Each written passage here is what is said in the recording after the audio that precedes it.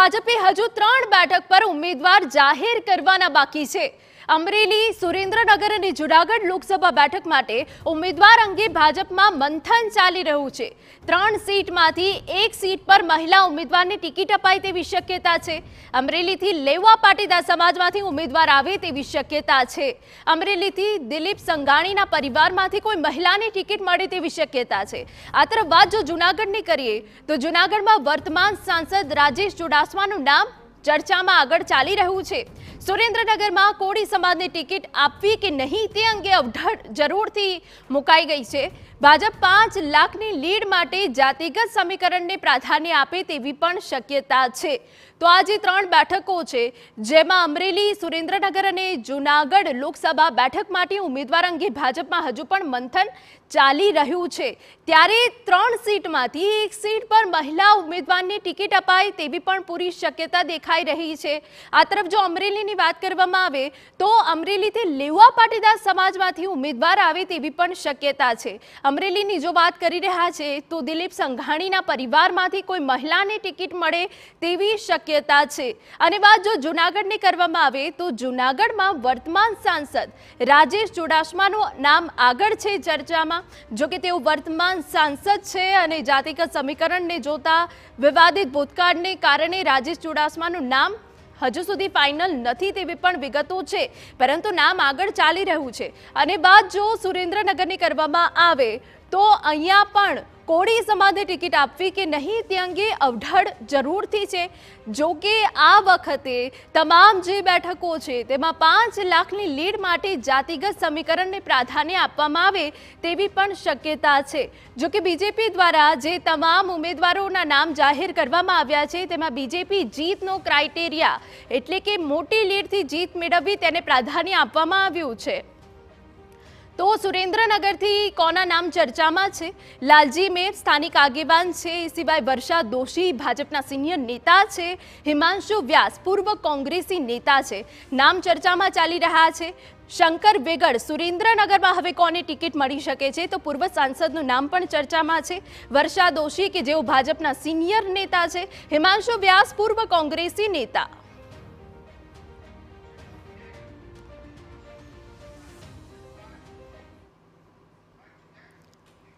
તો અમરેલી, સુરેન્દ્રનગર અને જૂનાગઢ લોકસભા બેઠક માટે ઉમેદવાર અંગે ભાજપમાં હજુ પણ મંથન છે।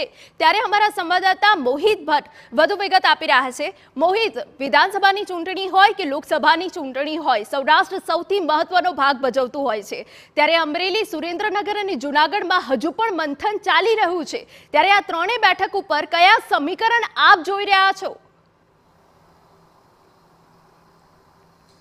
સ્પષ્ટપણે જો 2017ની જે વિધાનસભાની ચૂંટણી હોય કે 2022ની ચૂંટણી હોય કે લોકસભાની ચૂંટણી હોય, દરેક ચૂંટણીમાં સૌરાષ્ટ્ર છે તે મહત્વનું સાબિત થતું હોય છે ને તેમાં પણ સૌરાષ્ટ્રમાં જાતિ આધારિત સમીકરણ છે તે સાચવવું ખૂબ જ જરૂરી હોય છે ને એટલા માટે જ જે આગામી લોકસભાની ચૂંટણી છે તે લોકસભાની ચૂંટણીમાં સૌરાષ્ટ્રની 3 બેઠકો પર હજુ પણ ભાજપે ઉમેદવારના નામ છે તે જાહેર કર્યા નથી। જો સૌરાષ્ટ્રની જો જાતિગત સમીકરણની વાત કરવામાં આવે તો કોળી અને પાટીદાર સમાજ છે તેનું પ્રભુત્વ છે, તે મતદારોનું પ્રભુત્વ છે ને એટલા માટે જ ભાજપ હોય કે કોંગ્રેસ હોય દરેક વ્યક્તિ છે તે જાતિગત સમીકરણને આધારે ટિકિટની ફાળવણી છે તે કરતા હોય છે। જે 3 બેઠકોના નામ છે તે હજુ સુધી ભાજપ દ્વારા તેના ઉમેદવાર છે તે જાહેર કરવામાં આવ્યા નથી। તેમાં અમરેલી, સુરેન્દ્રનગર અને જૂનાગઢ લોકસભા છે તેનો સમાવેશ થાય છે અને તેમાં પણ સુરેન્દ્રનગર અને જૂનાગઢ છે તે કોળી બહુમતીવાળી સીટો છે અને જ્યારે જે અમરેલી છે તે લેવા પાટીદાર સમાજની બહુમતીવાળી સીટો છે। એટલે કે આ 3 સીટો છે તેમાં જાતિગત સમીકરણ છે તે ખૂબ જ મહત્વના સાબિત થયા છે ને એટલા માટે જ હજુ સુધી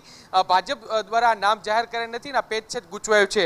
જો અમરેલી બેઠકની વાત કરવામાં આવે તો અમરેલી બેઠક પર અત્યારે જે સંભવિત ઉમેદવારોના નામ સામે આવી રહ્યા છે તેમાં ભરત સુતરિયા કે જેઓ જિલ્લા પંચાયતના પ્રમુખ છે, આ ઉપરાંત હિરેન હિરપરા કે જેઓ પ્રદેશ કિસાન મોરચાના જે મહામંત્રી છે, જનક પટેલ કે જેઓ ભાજપના ઉપાધ્યક્ષ છે તેમનું નામ પણ અત્યારે ચર્ચામાં છે ને આ ઉપરાંત કોંગ્રેસ દ્વારા આ બેઠક પર જેની ઠુમર છે તેમને ટિકિટ આપવામાં આવી છે। એટલે જો મહિલાની સામે મહિલા ઉમેદવારને ઉતારવામાં આવે તો જે દિગ્ગજ દિગ્ગજ નેતા દિલીપ સંઘાણી છે તેના પરિવારમાંથી કોઈ મહિલાની ટિકિટ આપવામાં આવે તેવી શક્યતા છે તે અત્યારે વ્યક્ત કરવામાં આવી રહી છે.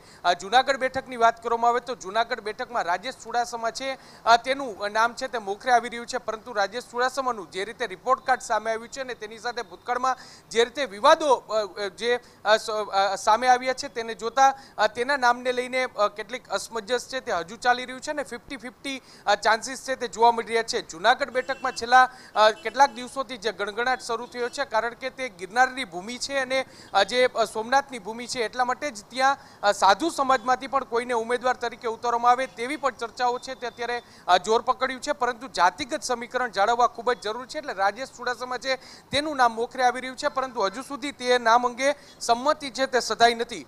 સુરેન્દ્રનગર બેઠક છે તે પણ કોળી સમાજના પ્રભુત્વવાળી બેઠક છે. જોકે આ બેઠક પર ભાજપ છે તે નવો એક્સપેરિમેન્ટ કરે તેવી શક્યતા અત્યારે જોવા મળી રહી છે. બે ચાન્સીસ સામે આવી રહ્યા છે કે કોળી ઉમેદવારને ટિકિટ આપી કે પછી અન્ય ઉમેદવારને ટિકિટ આપવામાં આવી, તેને લઈને પેચ છે તે ગૂંચવાયું છે. જો કોળી ઉમેદવારની વાત કરવામાં આવે તો કોળી ઉમેદવારમાં જે નામ સામે આવી રહ્યા છે તેમાં શંકર વેગડ કે જેઓ રાજ્યસભાના પૂર્વ સાંસદ છે તેનું નામ ચાલી રહ્યું છે. આ ઉપરાંત રાજકોટ જિલ્લા ભાજપના મહામંત્રી દેવ કોરડિયા કે જે ખૂબ જ યુવા ચહેરો છે, સાથે સાથે તે જે ખૂબ જ નાની વયના સરપંચ રહી ચૂક્યા છે અને તેમની કામગીરી છે તે ખૂબ જ નોંધનીય કામગીરી છે, સંગઠનમાં પણ તેની કામગીરી છે, ત્યારે તેમને પણ સુરેન્દ્રનગર લોકસભા બેઠક માટે પોતાનું દાવેદારી નોંધાવી છે, ત્યારે તેની શક્યતાઓ છે તેનું નામ છે તે પણ ચર્ચામાં છે. આ ઉપરાંત જે પ્રકાશ કોરડિયા અને જે લાલજી મેર છે, આ બંનેનું નામ છે કોળી સમાજમાંથી, તે પણ ખૂબ જ ચર્ચામાં આવી રહ્યું છે. જો કોળી સમાજમાં ટિકિટ આપવામાં ન આવે તો પણ નામ જે સામે આવી રહ્યા છે તે વર્ષાબેન દોશી કે જેઓ જે સુરેન્દ્રનગરના ખૂબ જ સિનિયર આગેવાન છે અને સાથે સાથે હિમાંશુ વ્યાસ કે જેઓ કોંગ્રેસમાંથી ભાજપમાં આવ્યા છે અને તેનું નામ છે તે પણ અત્યારે ચર્ચામાં જોવા મળી રહ્યું છે. ઓવરઓલ જે રીતે જે સૌરાષ્ટ્ર કચ્છની કુલ 8 બેઠકો છે તેમાંથી જે 5 બેઠકોના નામ છે તે સામે આવ્યા છે, તેમાં ભાજપ દ્વારા જાતિગત સમીકરણ છે તેમાં પૂરું પ્રાધાન્ય છે તે આપવામાં આવ્યું છે. જો કે હવે જે 3 બેઠકોમાં જે પેચ ગૂંચવાયું છે તેમાં જાતિગત સમીકરણની સાથે સાથે યુવા ચહેરા છે તેને સ્થાન આપવામાં આવે તેવી વાત જોવા મળી છે. 3 બેઠકમાંથી 1 બેઠક મહિલાના ફાળે જાય તેવી શક્યતા છે તે અત્યારે વ્યક્ત કરવામાં આવી રહી છે. તેને લઈને જ ભાજપ છે તેનો જે પેચ છે તે ગૂંચવાયેલો જોવા મળી રહ્યું છે. સૌરાષ્ટ્રમાં જે ભાજપ દ્વારા 2 દિગ્ગજ નેતા પરસોત્તમ રૂપાલા અને મનસુખ માંડવિયા છે તેને મેદાને ઉતારવામાં આવ્યા છે. જોકે આ બંને નેતામાં પણ કોંગ્રેસ દ્વારા જે રીતે આયાતી ઉમેદવારનું લેબલ છે તે લગાવવામાં આવ્યું છે, જેને જોતા ભાજપ છે તે સૌરાષ્ટ્રમાં દરેક બેઠક પર 5 લાખથી વધારેની લીડ મેળવવા માટે કોઈ પણ પ્રકારનો ચાન્સ છે તે લેવા માંગતું નથી અને એટલા માટે જ તમામ સમીકરણોને, તમામ જાતિગત સમીકરણની અને રાજકીય સમીકરણને ધ્યાનમાં લઈ અને ઉમેદવારને જાહેર કરશે તેવી પૂરી શક્યતા વ્યક્ત કરવામાં આવી રહી છે. જી બિલકુલ મોહિત, આપે ખૂબ અગત્યની જાણકારી આપી છે. યુવા ચહેરાને પ્રાધાન્ય આપવામાં આવી શકે છે, જાતિગત સમીકરણના આધારે પણ ઉમેદવાર નક્કી કરવામાં આવી શકે છે અને એ સિવાય એવી પણ શક્યતા છે કે 3 સીટમાંથી 1 સીટ પર મહિલા ઉમેદવારને ટિકિટ અપાય તેવી પણ શક્યતા.